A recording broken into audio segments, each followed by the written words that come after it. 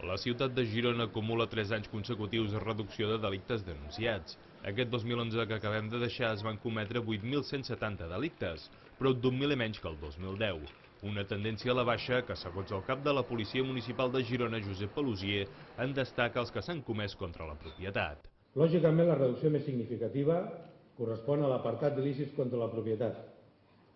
Hem passat de 7.274 l'any 2010 als 6.468 l'any 2011, o el que és el mateix, una reducció de l'11,08%. Tot i aquestes dades en davallada, l'alcalde de Girona, Carles Puigdemont, ha demanat que no s'abaixi la guàrdia, sobretot en aquests moments que ja són complexes, però que encara ho poden ser més en un futur. Però malgrat aquests èxits, dels quals, òbviament, jo com a alcalde me'n sento especialment orgullós i agraït, malgrat això, no ens podem conformar ni ens podem instal·lar en l'autocomplaença d'una estadística favorable.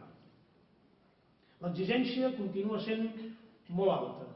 L'autoexigència també, i això ho he provat, ho he comprovat les vegades que hem parlat amb els responsables policials, però l'exigència dels ciutadans continua sent molt alta.